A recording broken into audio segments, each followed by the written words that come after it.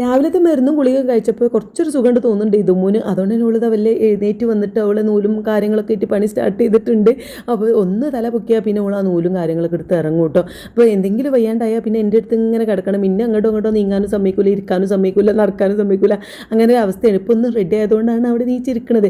ആ ടൈമിൽ ഞാൻ വേഗത ക്ലീനിങ് പരിപാടിക്കാണ് നിന്നു കേട്ടോ. അപ്പോൾ ഞാൻ വേഗം ഒരു ഹെഡ്സെറ്റൊക്കെ വെച്ച് എനിക്ക് ഇഷ്ടപ്പെട്ട പാട്ടൊക്കെ വെച്ച് കണ്ട് അങ്ങോട്ട് തുടങ്ങിയിട്ടുണ്ട്. നമുക്കൊരു പണികൾ ഒരു ചടപ്പ് തോന്നാതെക്കാൻ വേണ്ടിയിട്ടാണ് ഞാൻ അങ്ങനെ ചെയ്യാറുള്ളത്. എന്തായാലും മുൻഭാഗം ഒന്നും ക്ലീൻ ചെയ്തിട്ടുണ്ടായിരുന്നില്ല.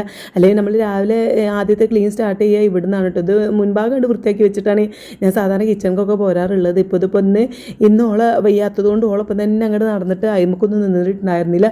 പിന്നെ വേഗം ഇവിടെ മുൻഭാഗമൊക്കെ ഒന്ന് ക്ലീൻ ചെയ്തു. ഇതിൻ്റെ ഒപ്പം തന്നെ നമ്മൾ എല്ലാ റൂമും കാര്യങ്ങളൊക്കെ അടുക്കി പൊറുക്കി വെച്ച് എല്ലായിടത്തും അടിച്ചു വാരി ഒരുമിച്ച് തന്നെ അങ്ങോട്ട് തുടച്ചെടുത്തിട്ട് പിന്നെ വേറെ ഒന്നും അതവിടെ വെച്ചിട്ട് വേറെ പണിയെടുക്കാനൊന്നും പോയില്ല. വേഗം അങ്ങോട്ട് ക്ലീനിങ് പരിപാടി അങ്ങോട്ട് തീർത്തു. ഇന്ന് പിന്നെ ഒന്നാമത് വെച്ചാൽ ഉച്ചക്കത്തെ ലഞ്ച് വലിയ പണിയില്ല. കാരണം ഉപരി പറഞ്ഞിട്ടുണ്ടായിരുന്നു ഇന്ന് രാവിലെ വെള്ളപ്പായിരുന്നല്ലോ. അപ്പോൾ എന്നോട് പറഞ്ഞു അതന്നെ മതി, ഉച്ചയ്ക്ക് ഇനി പ്രത്യേകിച്ച് ചോറോ കറിയൊന്നും ഉണ്ടാക്കേണ്ട, ഒന്നാമത് ചൂടൊക്കെ ആയതുകൊണ്ട് ആർക്കും ഫുഡൊന്നും വല്ലാതെ പോകണില്ല. പിന്നെ ഇതുമൂന്ന് പനി ആയതുകൊണ്ട് ഓളും ഒന്നും കഴിക്കണില്ല കേട്ടോ. അപ്പം ഞാൻ ഹസ്ബൻഡിന് വേണ്ടി മാത്രമായിട്ട് ചോറൊന്നും വെക്കണ്ട എന്ന് പറഞ്ഞിട്ട് ഇപ്പോൾ ഞാൻ കരുതി അധികം 2 മുട്ടയും കൂടി ആയിട്ട് പൊരിച്ചു കൊടുക്കാമെന്ന് കരുതി.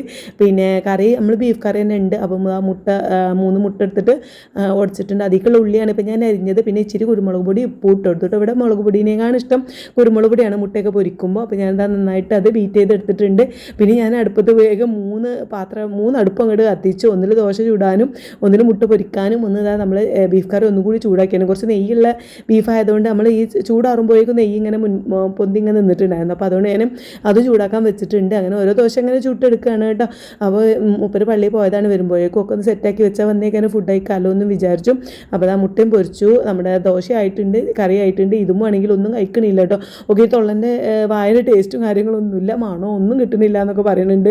അപ്പോൾ എന്തായാലും മുട്ട പൊരിച്ച് ഞാനത് 4 പീസാക്കി കട്ട് ചെയ്തെടുത്തിട്ടുണ്ട്. ബാക്കി അപ്പൊക്കെ ചുട്ടിട്ട് മേശപ്പുറത്ത് കൊണ്ടുപോയി വെച്ചു. ഞാൻ എനിക്ക് 2 ദോശയും ബീഫ് കറി എടുത്തിട്ടുണ്ട്, ഒരു കഷ്ണം മുട്ട എടുത്തിട്ടുണ്ട് കേട്ടോ. അതൊക്കെ കഴിച്ച് കഴിഞ്ഞ് പിന്നെ നമ്മൾ നല്ലൊരു ഉറക്കം പാസ്സാക്കി പാത്രം കഴുകി ജസ്റ്റ് ഒന്ന് പോയി കിടന്നതേ ഉള്ളൂ. നന്നായിട്ട് അങ്ങോട്ട് ഉറങ്ങി കേട്ടോ. പിന്നെ ഒരു 4-4:30 ആയപ്പോഴാണ് എണീറ്റത്. ഇതെന്താണ് ആകെ കിളി പോയ ഒരവസ്ഥയായിരുന്നു.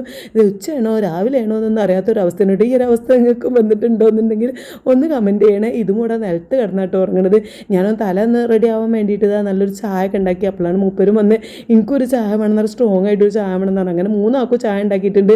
മിച്ചറും ഉണ്ടായിരുന്നു കേട്ടോ. അപ്പോൾ അത് വിളമ്പി വെച്ചു. പക്ഷേ ഇതുമ്പോൾ മിച്ചറൊന്നും കഴിക്കാനേ വന്നില്ല. ഒക്കെ പനി ഉണ്ടായതോ എന്താ അറിയില്ല, ഒക്കെ വായ്ക്ക് ഒരു ചോയ കിട്ടാത്തതുകൊണ്ടോ മിച്ചറൊന്നും എടുത്തില്ല കേട്ടോ. ചായ മാത്രം ചൂടുള്ള എന്തെങ്കിലും കിട്ടിയാൽ മതിയല്ലോ ഈ ടൈമിലല്ലേ. അപ്പോൾ അതൊക്കെ കുടിച്ചു. അപ്പോഴാണ് എമ്മയും തുത്തൊക്കെ വീഡിയോ കോൾ ചെയ്തിട്ടുണ്ടായിരുന്നത്. നീനുട്ടി ഡ്യൂട്ടി കഴിഞ്ഞ് വന്ന സമയത്തുകൊണ്ട് ഓളും വീഡിയോ കോളിൽ ആഡ് ആയിട്ടുണ്ടായിരുന്നു കേട്ടോ. അപ്പോൾ ഇന്നത്തെ കുഞ്ഞിട്ട്